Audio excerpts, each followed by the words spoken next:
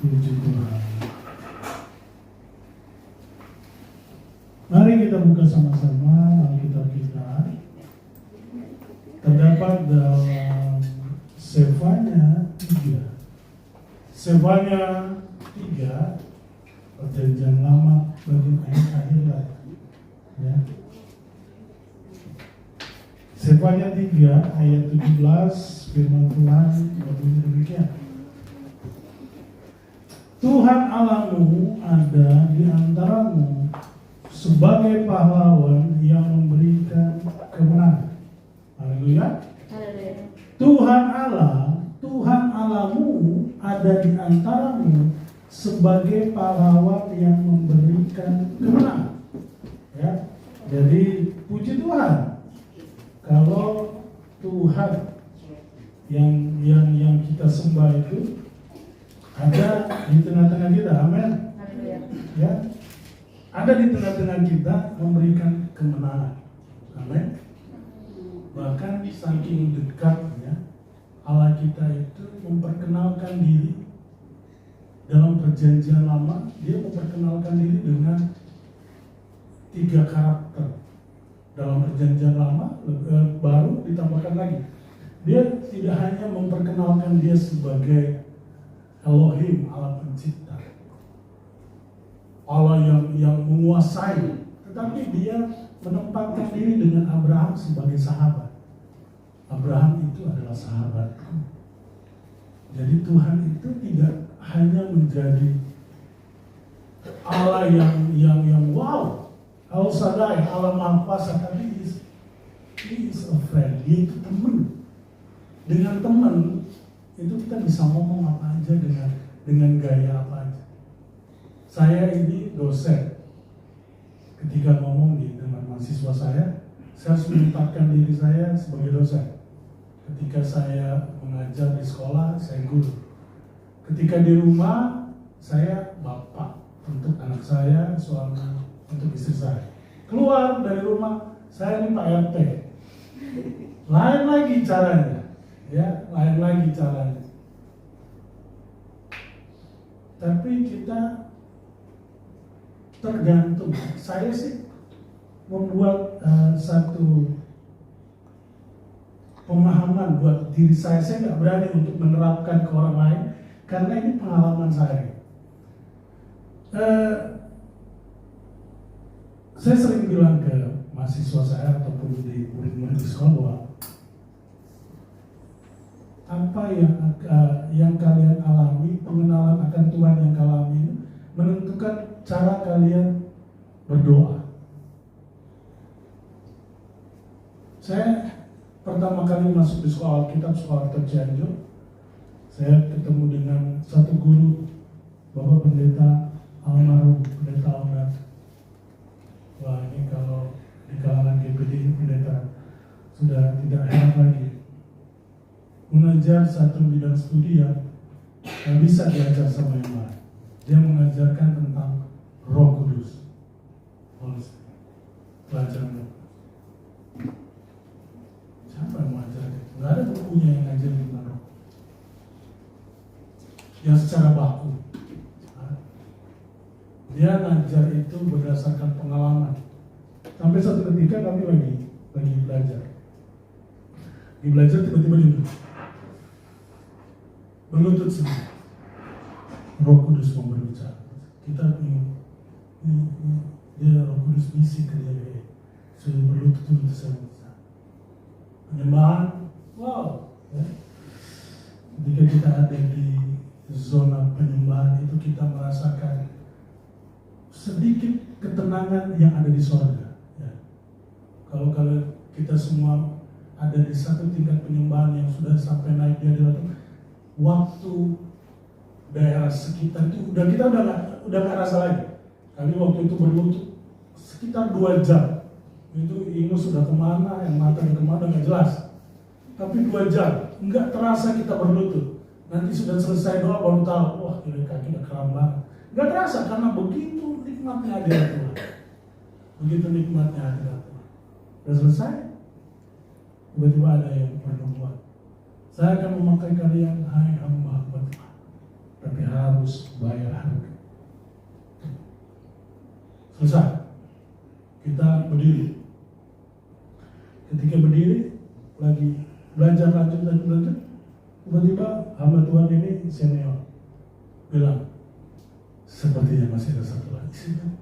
Kayak lagi ngomong apa gitu ya, dengan kayaknya satu lagi deh Roh Kudus mau. Tingkat, saya mau lihat di situ ada satu tingkat kedekatan yang nggak bisa kita pelajari, tapi hanya bisa kita alami. Banyak tokoh Alkitab, tetapi cuma Abraham yang Tuhan bilang, dia ini sahabatku, Abraham. Bahkan kalau kita melihat, ada satu hal yang nggak bisa dilakukan oleh tokoh-tokoh Alkitab yang lain. Abraham ini, karena dia Allah menganggap dia sahabat, bahkan Abraham ini bisa bernegosiasi dengan Allah. Ya, ketika kita tahu peristiwa Sodom. Kalau ada 100 orang di mana Tuhan? Tidak akan kuhancurkan. 50. Tidak akan kuhancurkan. 30 gimana? Dia nego sama Tuhan. Nggak ada yang bisa nego dengan Tuhan. Kalau Tuhan udah mati. Tapi ini lain. Yang sedang berbicara dengan itu sahabatnya. Ya. Saya kalau ngomong dengan sesama anak Tuhan, ya kadang-kadang ya suka berlindur kemana makannya ya sama-sama. Apalagi dengan Bapak dan Ibu Gembala, itu udah seperti adik kakak kami. Mau dulu di tempat lain yang lama, lihat kita semakin itu, kalau semakin kita meledek berarti itu tanda sayangnya semakin tinggi. Semakin kalau ketemu bawaannya itu meledek terus. Saya tuh kurang nyaman khotbah kalau nggak ada dia, nggak ada yang mau diseledekin. Ya, Tuhan ada di antara kita memberikan kemenangan. Saya pengen kasih satu ilustrasi. Siapa raja hutan yang biasanya terkenal itu siapa? Raja di hutan, binatang yang dianggap raja hutan, coba? Singa. Dia binatang paling kuat nggak? Yang paling kuat itu gajah. Gajah yang paling kuat. Tapi kenapa bukan gajah ya, gajah hutan? Paling cepat siapa? Paling cepat itu cheetah. Bukan singa. Tapi kenapa bukan cheetah yang jadi raja? Yang paling pintar menurut survei binatang itu ada dua, ada monyet, ada lumba-lumba. Menurut, tapi kenapa bukan mereka yang jadi raja? Kenapa harus singa? Ini berbicara tentang mental.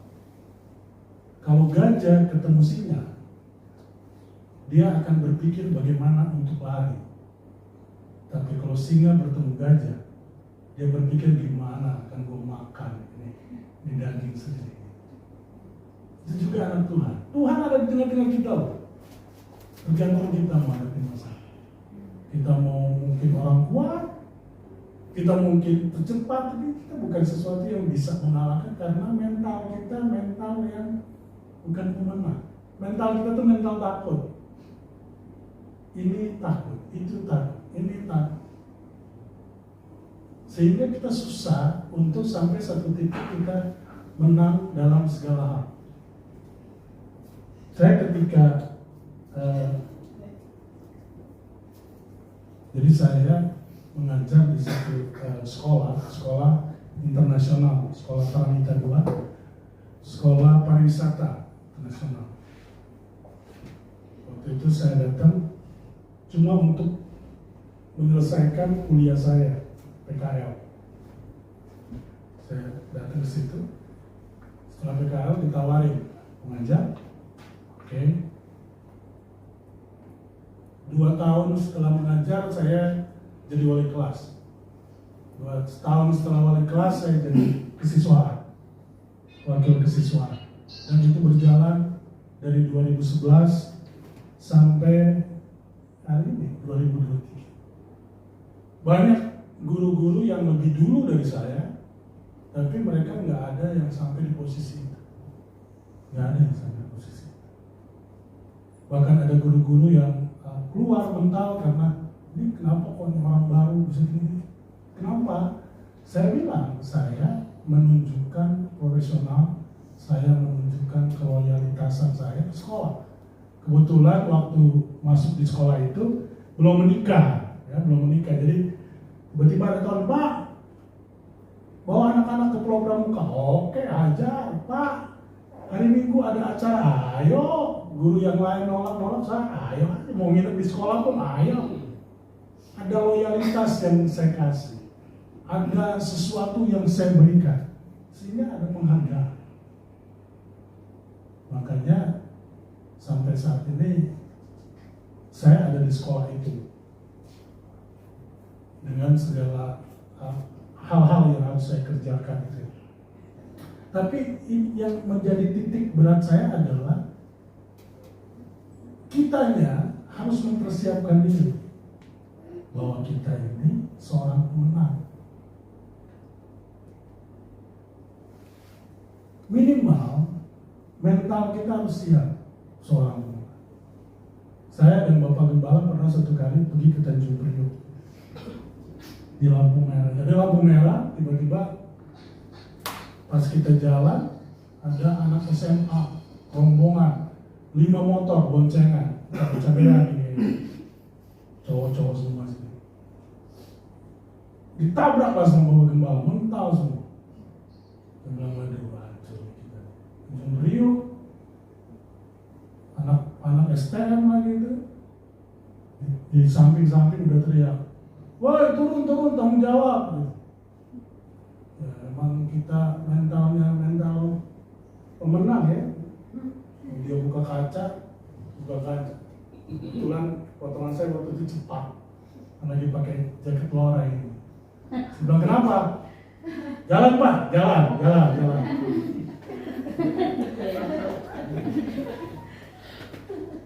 Mentalnya dulu dong, urusan nanti tiba-tiba dikeroyok ya entar lah. Pokoknya minimal patokin, kenapa Bang? Maju aja Bang, yang berhenti gitu. Maju, oke, santai aja. Yang penting kita punya mental dan siap bahwa kita pemenang. Selanjutnya tinggal kita berjalan dengan Tuhan. Kita coba lihat satu tokoh yang menjadi contoh. Siapa? Kita buka dalam Daniel pasal yang ke-1. Ini satu contoh orang yang mempunyai mental pemenang.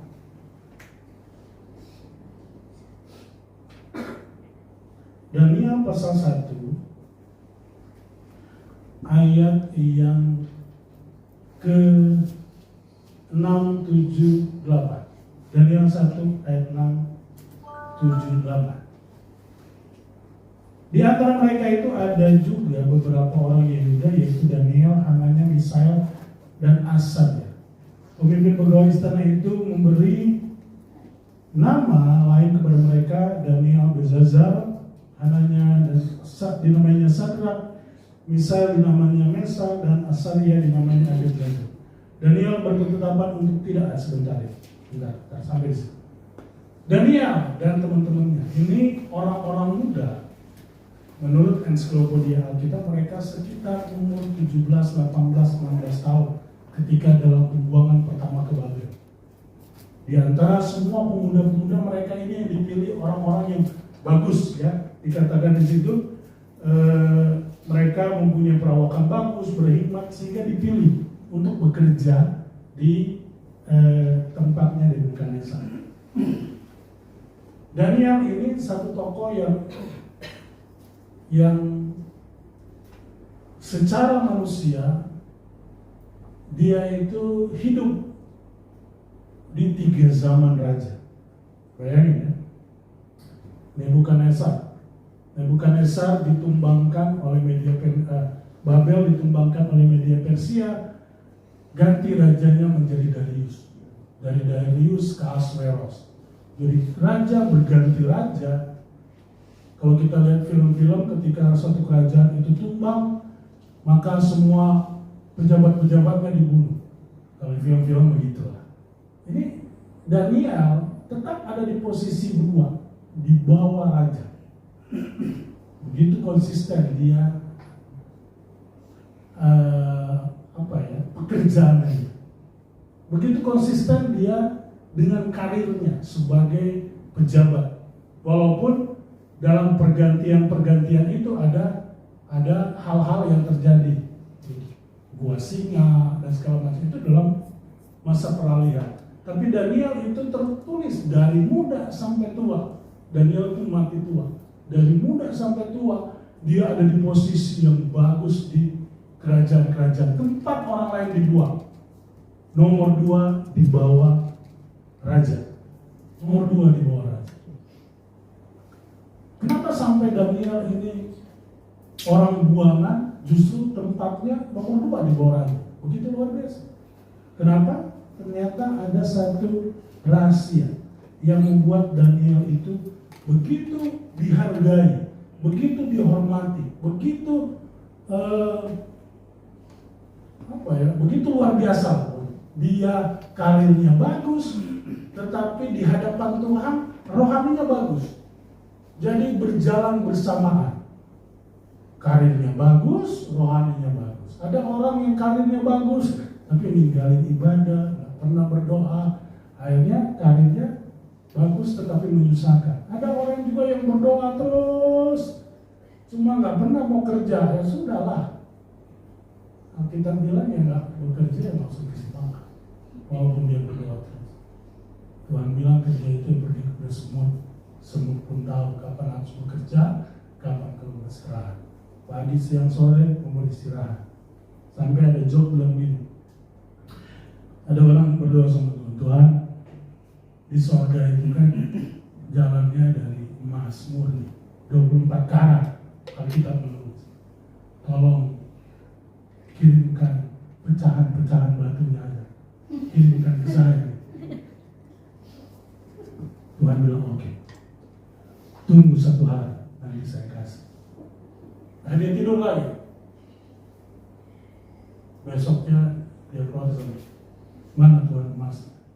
Katanya nunggu 1 hari. Tuhan bilang kau baca Alkitab. 1 hari bagi Tuhan itu 1000 tahun ya manusia. Nanti tunggu 1000 tahun. Ya. Jadi ya, nggak salah kalau tunggu 1 hari, 1 harinya Tuhan. Jadi 1000 tahunnya dia nanti Tuhan. Ada seorang anak yang bertanya kepada saya, Alkitab itu salah omnya. Kenapa? Kan Adam makan buah. Alkitab menulis Tuhan bilang, kalau kamu makan buah itu, pada saat itu juga kamu akan mati. Pada hari itu juga kamu akan mati. Tapi dia udah makan. Masih hidup 970 tahun, berarti salah. Nah, di mata Tuhan Adam itu gak hidup sehari. Ya kan? Gak hidup sehari, betul. Karena ya pinggir-pinggir lah, ada sehari, 900 sekian lah umur Adam itu. Tuhan bilang kan, pemakan itu hari itu juga mau mati. Ya, belum 1 hari jadi buat Tuhan. Itu alibinya, yang benarnya tanya sama Tuhan nanti. Ada yang nanya. Oke, kita lanjut. Apa yang membuat Daniel ini spesial? Daniel 6 ayat yang keempat. Apa yang membuat Daniel itu spesial? Tolong dibacakan. Ini kehujanan dari kamu. Ini faktor umum. Canda. Daniel 6 ayat keempat. Ada yang bisa baca? Ya, mahasiswa baca.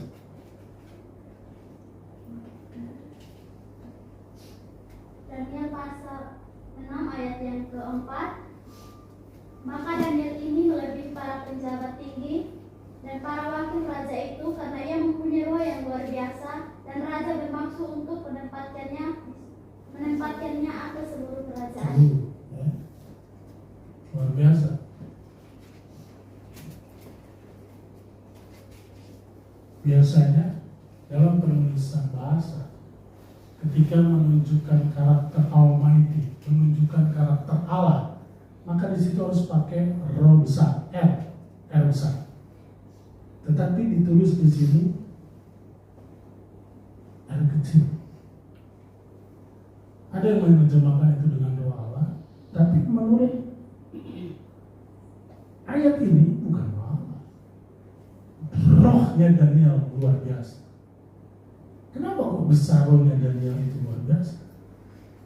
Daniel itu, kalau kita baca di Daniel pasal-pasal terakhir, Daniel itu ibarat HP zaman sekarang, connect-nya dengan Tuhan itu Wi-Fi 0.5 yang terbaru. Nyalain dikit, connect langsung sama Tuhan.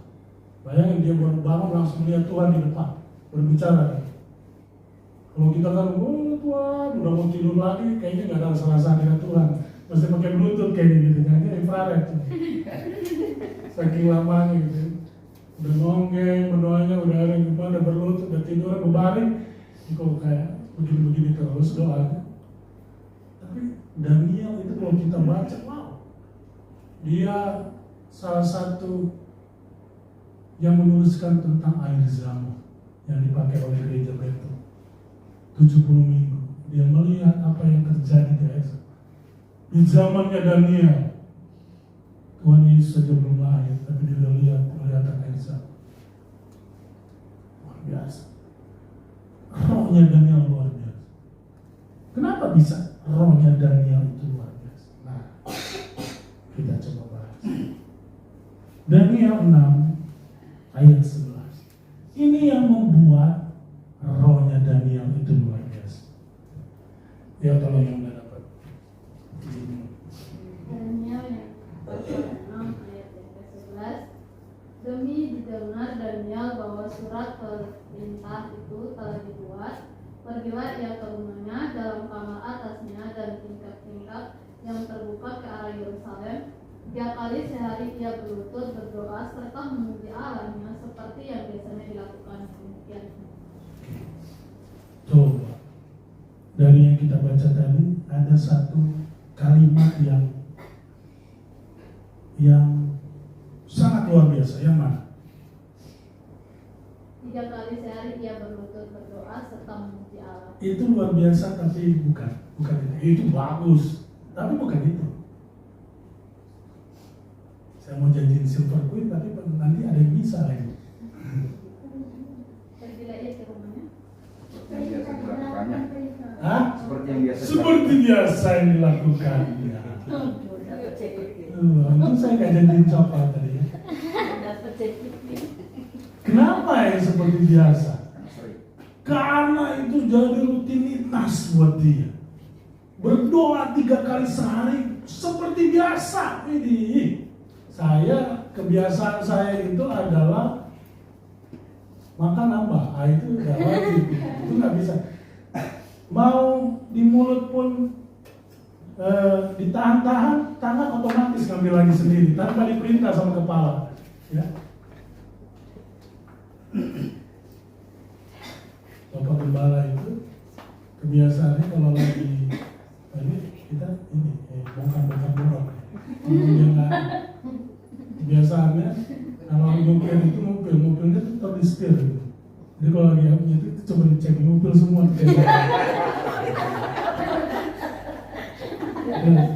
cuma kita yang dekat yang tahu.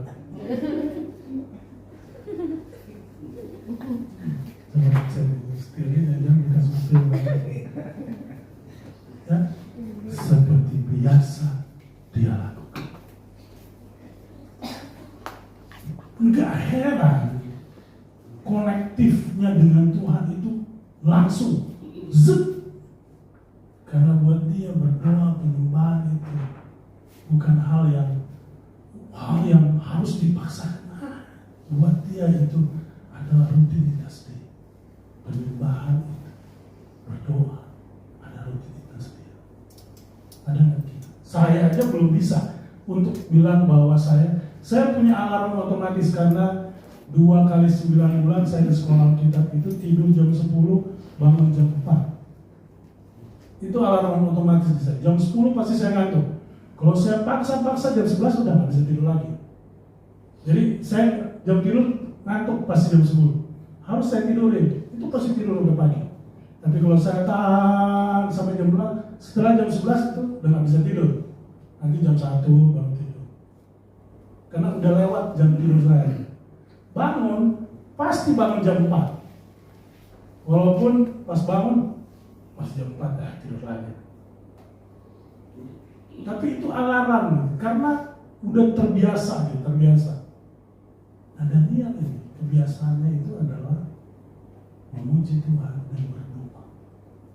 Nah, heran, dia menjadi orang yang luar biasa karena dia menjaga hubungannya dengan Tuhan. Ini penting, Bapak Ibu, penting sekali. Kenapa? Hubungan itu, Tuhan itu pribadi. Pribadi itu punya perasaan, bisa tersakiti, bisa dia sangat sayang. Jadi jangan makanya saya sedang menulis sebuah buku tentang ayah dan anak versi Tuhan dan kita. Saya bisa tulis ini ketika saya punya anak, baru saya ngerti tentang Abah ya Bapak. Kita kok terlalu kaku dengan Tuhan sendiri. Dia itu Bapak kita, ya. Ayah kita. Seorang ayah itu nggak mikirin tentang anak gitu. Yang penting dia nyenengin saya, yang penting dia nggak bandel, nggak perlu dia minta saya siapin uang sekolahnya. Itu karena saya udah jadi bapak, baru saya bisa ngerti poin-poin begitu, poin-poin begitu. Tentang perlindungan saya, bapaknya, saya nggak perlu disuruh untuk jaga anak saya. Anak saya nggak minta pun, asal dia jangan bandel, gue udah beliin popok lu berapa puluh tahun enggak lah ya. Saya tuh sempat ngitung karena saya lagi nulis buku ini. Pengeluaran seorang ayah untuk seanak gitu, dari kecil. Karena saya pengen nulis buku buat siapa tahu Tuhan izinkan nanti S3 ya, minimal dalam observasi dengan anak sendiri. Saya itu dia lahir BPJS gratis gitu lahirnya, BPJS, terus apa penguat sampai saya bilang Tuhan itu apa? Bahkan mau kemana-mana, saya anggap waktu nulis itu saya anggap saya ini bapak gitu. Untuk bicara tentang anak saya akan bikin semuanya. Nanti lu jangan bandel, ya. Jangan ngeyel, ikut deh. Ya. Nanti kalau udah jadi bukunya, bagi. Habis dibagi ya, dibayar. Kenapa kok Daniel begitu istimewa dalam hidup? Karena ada satu hubungan yang luar biasa dengan Tuhan. Berbicara tentang hubungan, ini menentukan kedekatan kita dengan Tuhan. Daud dan Saul sama-sama boleh dibilang pilihan Allah. Walaupun Saul itu sepertinya Tuhan terpaksa dari dia, karena di zamannya Saul, sebelum Saul itu tuh Israel adalah teokrasi, pemerintahan Tuhan langsung. Tetapi orang Israel pengen seperti orang-orang yang lain, punya raja. Tuhan bilang ya udah pilih aja.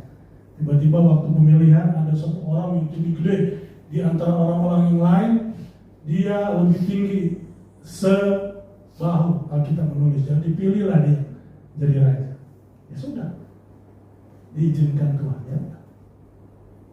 Apa yang terjadi? Biar bikin kesalahan sampai Alkitab menulis Saul ini raja yang tegar tengkuk. Begitu. Apa yang terjadi karena ketegaran tengkuknya dia? Ada janji kutuk yang dia. 7 turunan anaknya laki-laki akan mati dengan pedang karena tegar tengkuk. Kita lihat apa yang Tuhan lakukan kepada Daud. Tadi kita lihat kisah Saul. Daud ini orang yang luar biasa. Ya. Pagi-pagi Alkitab menulis dia menggenangkan, sebelum ayam berkokok, aku menggenangi air tempat tidurku dengan air mata. Artinya dia tuh ada saat teduhnya pagi-pagi. Alkitab menulis itu. Daud itu sebelum ayam berkokok dia menggenangi tempat tidurnya dengan air mata. Dia berdoa pagi-pagi. Ya, kalau bicara tentang pujian penyembahan, jangan tanya sama Daud. Bahkan ada pelajarannya sendiri tuh kemah Daud tentang pujian penyembahan. Tapi ternyata dia melakukan satu kesalahan yang fatal. Pembunuhan berencana, perzinahan. Itu orang yang begitu dekat sama Tuhan, tetapi melakukan itu. Tapi kok konsekuensinya tidak seperti Saul ya? Saul 7 turunan akan mati dengan pedang. Dan ketika dia ditegur, dia menyesal, Tuhan kasih 2 pilihan. Anakmu mati yang dikandungan Betseba, atau kau akan mati, kau akan dikejar-kejar oleh musuhmu. Begitu kok biasa aja hukuman. Padahal yang bikin Daud tuh.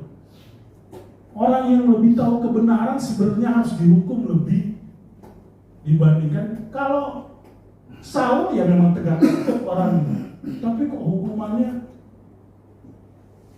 hukumannya sadis banget, 7 turunan mati dengan pedang.